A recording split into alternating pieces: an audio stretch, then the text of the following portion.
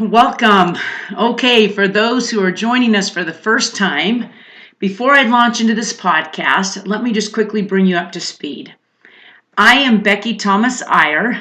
I was single for what seemed like forever, and then I finally met the man of my dreams, and we have been married for 5 months now. And trust me, he was so worth the wait. He is amazing. His name is Daryl Iyer. His wife passed away over a year ago, and he has 4 great kids who are all married to wonderful spouses. I have been so blessed and have been more than compensated for the losses and the hard times in my life. Well, during all those years of being single, I tried my best to grow and improve in any way possible and was always hoping and praying for marriage and a family. I had a chance to learn and grow a lot, and I mean a lot, maybe more than I bargained for. In fact, as a friend once advised me when I was in a horrible predicament, she said, "Becky, remember, on the good days you live and on the bad days you learn. Then a day is never wasted." So I did a lot of living and a whole lot of learning during those many years of chasing my dreams and waiting for answers, which is why I decided to do a podcast. I gleaned so much from those 30 plus years of being single and actively living and learning, praying and searching.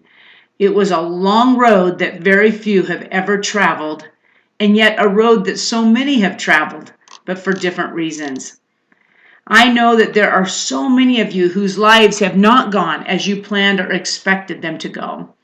And I wanted to not only give hope and encouragement to hang in there, but I wanted to share some coping skills so that others can live and learn in their unexpected life as well. Even if these podcasts only help one person, they will have been worth it. In fact, I told Daryl in the beginning, I said, if I was going after the number of likes and views, I would be better off doing a backflip off the roof. And if I landed on my head, I would for sure reach over 1 million views. That's just the world we live in. I know that a podcast on how to find meaning and purpose in life and finding joy in the journey, especially when life doesn't go as expected, will only be interesting to those who really care about doing the same. I've had an amazing life with a whole lot of living and learning, and I wouldn't trade what I have learned for anything in the world.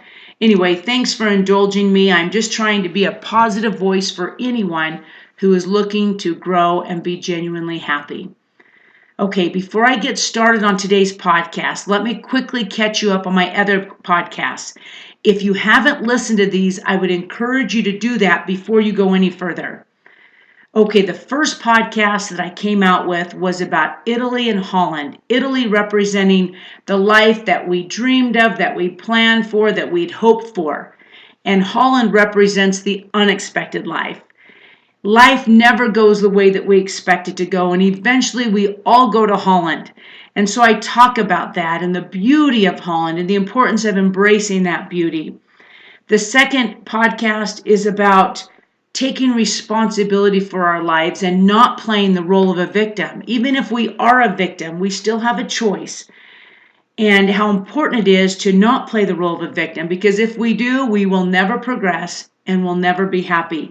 That is usually one of my most popular messages as I've given that, as I've spoken to businesses and conferences. It's just a theme that resonates in all of our lives and can make all the difference in our lives. The third podcast is about being a balcony person, being a lifter and a builder versus a basement person who pulls people down, who's negative. The fourth podcast is about the Tic Tacs. Now, you might need to listen to this for it to make any sense, but so often when we're trying to solve the problems in our lives, we misdiagnose them and we use the Tic Tacs instead of the real solutions. So listen to that podcast and you'll know exactly what I'm talking about. The fifth podcast is about having purpose in our lives and how it makes all the difference, even when we're going through hard times. When we have purpose in our steps, it really does make all the difference. It adds meaning to even the adversity that we have in our life. The sixth podcast is about adversity. It's one of those things we kind of have a love-hate relationship with. We need adversity. It's what helps us to grow, and we're always grateful for those hard times because that's when we grew and learned so much. And yet they also bring a lot of pain and hardship. And the difference is the direction we're going. It all depends upon the direction we're going as to how we handle adversity. The seventh podcast is Moments That Take Our Breath Away. I took this from that quote that says, life is not measured by the breaths we take, but by the moments that take our breath away. And I talk about how I thought those moments could only be found in Italy and how I had missed out on so much, but I realized that those moments that take our breath away are rampant in Holland. They're all over the place. It's beautiful here. And I have loved that. I've loved the people here and the experiences here, and they truly have taken my breath away. The eighth podcast is about breaking the norm. The norm of the world these days is to feel entitled and to be negative, and the norm is to be lazy, and there's so many things that are not good that they've become the norm. And I talk about taking the high road and living a life of high standards and high principles, and how much happier we'll be if we do that. And then the last podcast, number 9, is perhaps my favorite, and probably because it's the one closest to my heart. I talk about how to cope when you're not getting the answers to your prayers or the answers that you had hoped for. I went 30 years of really hoping and praying for the same thing. I just wanted to find my husband and to have a family and to have all the joy that comes in that environment. And I give 4 different coping skills, things I learned that can make all the difference when you're waiting for your prayers to be answered and when you don't fully understand. And I'll just mention one of them here because it's going to lead into my podcast today. But one of the things I talked about is gratitude turns what we have into enough. And that's one thing I learned to do. Instead of being focused on the expected good in my life, I became focused on the given good. And I turned what I had into enough just by being grateful. And that was a great lesson for me. So let's move right on to today's podcast, because it is about gratitude, turning what we have into enough. That thought has not left me since that last podcast, and not a day has passed where I didn't consciously think of those words. In fact, I couldn't help but think of a story that my mom told me when I was younger. And this story might have single-handedly affected me more than anything she ever told me. And that's saying a lot, because she's always teaching me something. Now, she and my dad had an amazing relationship. They really were a match made in heaven. And they were madly in love with each other. At this time, they had been married for about 2 months when it was my mom's first birthday. She was so excited. I mean, she was still all Twitter-pated from being married to my dad. She was excited. Now it's her first birthday. Now, let me just quick tell you something, and I might have mentioned this before, but my dad was Christian Scientist. And in that religion, they did not celebrate birthdays or holidays. And I believe the reason was because they wanted to make sure they always put God first. My mom was Presbyterian, and birthdays were a big deal in their family, not because of her religion, but they just were. And they were an exciting day for her. So anyway, the day came that it was her birthday, and she was so excited. She woke up that morning, she fixed my dad breakfast, and sent him off to work. He didn't mention anything about her birthday, but she knew that he probably had something up his sleeve and would come home from work and say something or do something for her. Well, he came home from work, they had dinner, still nothing was said, and they spent the evening together and nothing was said. And finally, he was sitting on the side of the bed before they were ready to go to bed, and he was taking off his shoes and socks when he said to my mom, "Oh, Jan, I was going to buy you a birthday card, but I thought we could use the 25 cents. And that was the extent of her birthday celebration or mention of her birthday. As you can imagine, my mom was devastated. She was heartbroken. Now, my dad absolutely loved and adored my mom and would love to be with her 24/7 if he could. But because of his upbringing, it wasn't even in his wiring to get her gifts. Well, my mom sulked about it for about 2 weeks. I mean, it really was a heartbreaker. And I think she realized that not only birthdays, but Mother's Day, Valentine's Day, and Christmases could be very painful unless she decided to do different. And she learned real quickly that playing the role of a victim wasn't going to help her or make her happy. So from that moment on, my mom did different. When these occasions would come around, especially Christmas, my mom would purchase something for herself and put it under the tree with my dad's name, as if it was from him. And then when we were all opening gifts on Christmas morning, my mom would open the one that she bought from him. We would all watch her get so excited and run over and jump on my dad's lap and love and kiss and thank him for the perfect Christmas gift. In fact, she was so good at being excited and grateful that I think sometimes my dad thought that maybe he did go to the store to get it for her. It was so fun. It turned out to be a great tradition each year. In fact, the first Christmas after my dad passed, my mom put a gift under the tree from him, as she did for over 50 years. But it just wasn't the same. Well, that story and that image of her taking responsibility for the situation has taught me so much. First of all, it taught me that when I wanted to wallow in self-pity and felt completely justified in doing so, that I had a choice. I had the power to turn it around and do different. Being single for my entire life until recently brought a lot of hard and painful moments. Holidays were just some of those hard times, especially Mother's Day and Valentine's Day. So instead of feeling hurt that I didn't have kids or didn't have a significant other, I would hit the ground running on those days with phone calls, texts, or emails wishing my friends a happy Valentine's Day or a Mother's Day and telling them how much I love them or what a great mom they were.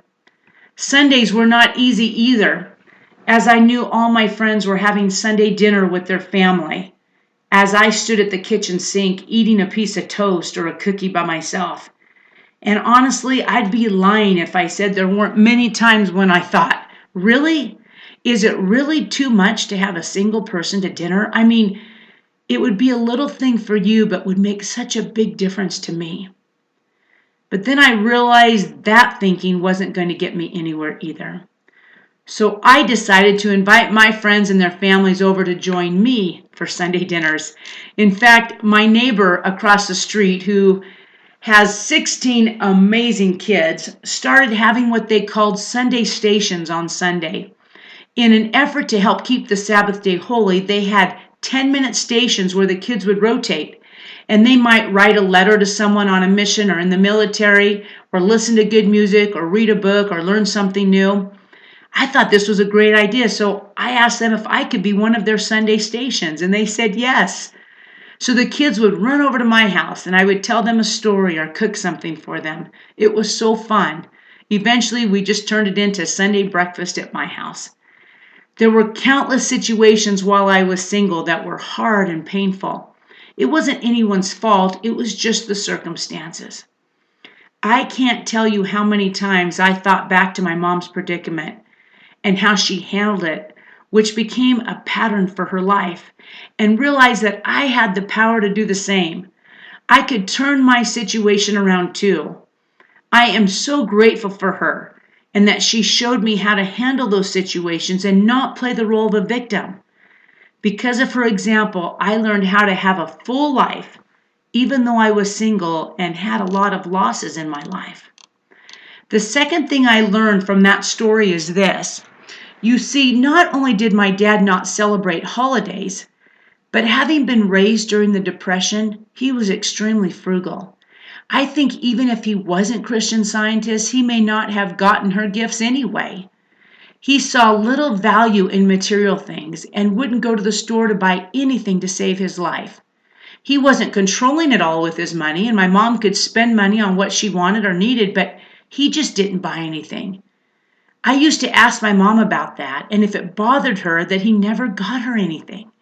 She was always thinking about him and what she could do for him or get him, and it seemed that it hadn't even crossed his mind what he could get or do for her. Again, it was in moments like this that my mom would teach me life's greatest lessons. She would go on and on about how wonderful my dad was. She would talk about how he would listen to her for hours. He was always interested in what she did. He was faithful to her. He was hardworking. He was kind to everyone. He put God first, and on and on. As I mentioned before, gratitude turns what we have into enough. My dad was always enough for my mom.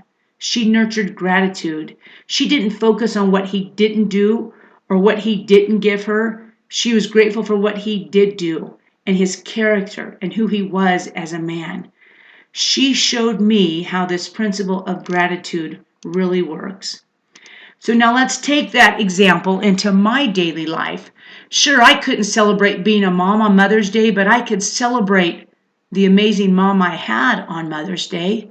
That was enough. And on Valentine's Day, I didn't have a significant other who was sending me love.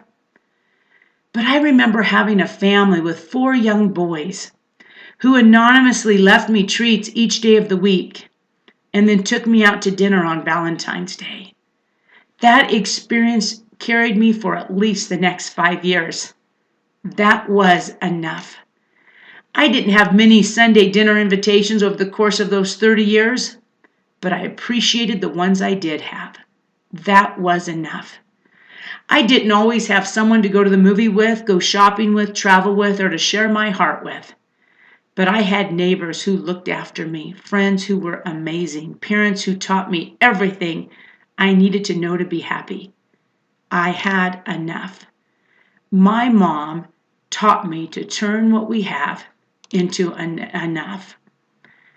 Little did I know that I would spend my life in Holland, where it can be so easy to obsessively dream about Italy and even make ourselves miserable doing it. But instead, because of her example, I decided to take what I did have and turn it into enough. Since the last podcast, I have seen this scenario played out in a few different ways. I have seen a mother's pain as her rebellious child has distanced themselves from the family. And she realized that she'll be grateful for even the one visit a year. She turned what she had into enough.